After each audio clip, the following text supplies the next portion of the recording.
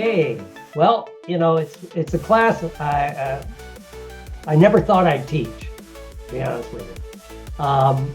Like my dear friend Don, who is in law enforcement, I was given the honor, it was first time in 2000, to go to Quantico, the head of the FBI Training Academy.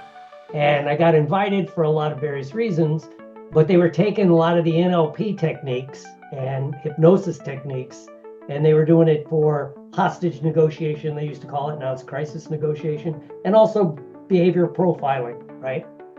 And so it was a great place to go and begin to learn. And they kind of asked us, they didn't make us sign an NDA, but they said, please don't really teach the really covert stuff, right? And so the first thing, I was there and I got to have a lot of fun, and I got to interact. And that reminds me really quickly, one of the great things I like about Solid Gold, I've been blessed to go there several times as a presenter, and several times I just would go, because if you like to meet people one-on-one. I remember the first time I went, I got to spend a lot of time with people that, even like at the NGH, as much as I love it, the big conference, there's a lot going on. There's all this interaction here. Here it's like we eat lunch together, we meet for coffee together. You end up, every presenter sits in the room while the presenters are going on, because like was said, we're students as we're there, because it's also that you actually have enough time to teach, right? It's not just a little like, here's an intro, we go do that.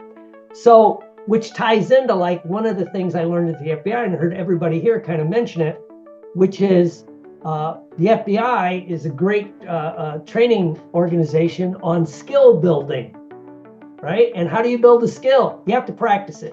Reading a book won't give it to you, even watching a video, unless you actually do the techniques.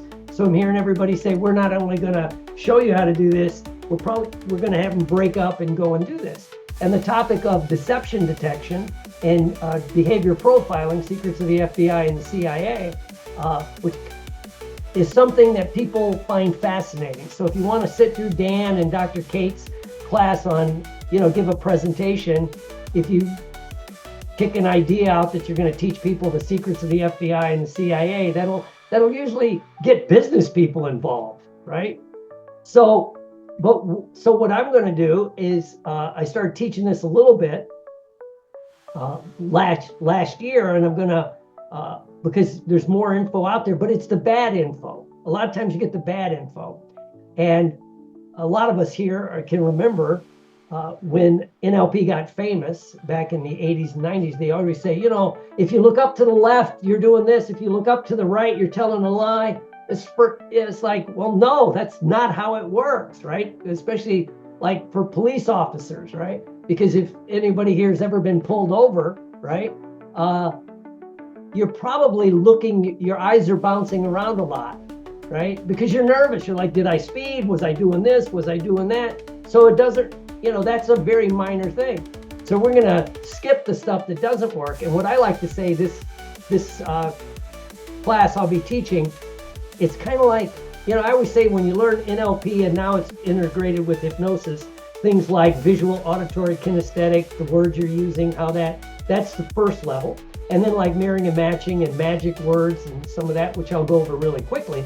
But, that's like, it gives you an X-ray view of the people you're talking about. But what I hope to do with this is give you a three-dimensional, it's more like an MRI. It's a psychological MRI.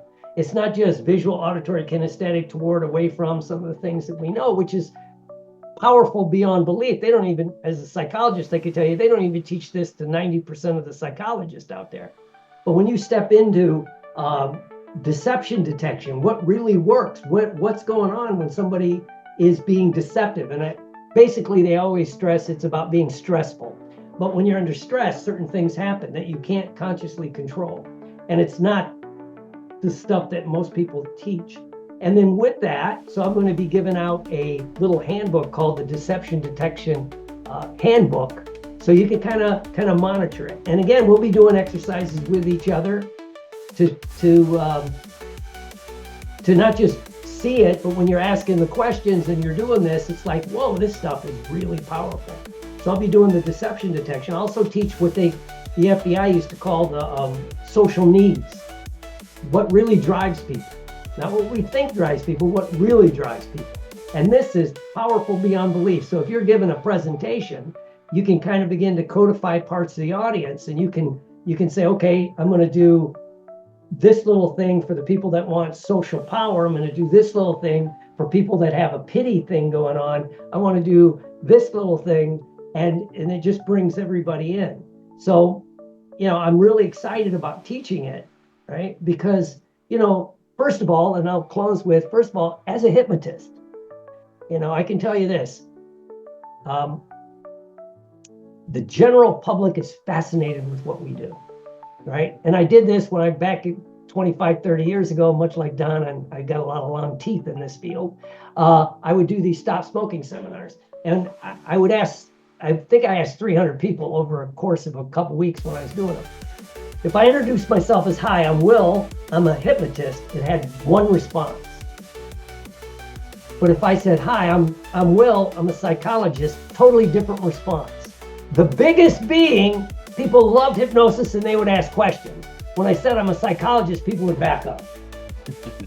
Right? Are you, and so we already have a hook, right? Now I'm going to give you some information that very few people know. 99.9% of the psychologists and probably 98% of the hypnotists don't know, because it's just now being kind of leaked out into the general population. But hopefully, again, I want to give you tools and techniques that you can use so you can spot deception and you can really read people in a three-dimensional format. So that's why I'm excited and going to have the little deception detection handbook and a little overview of social needs that makes it easy to use.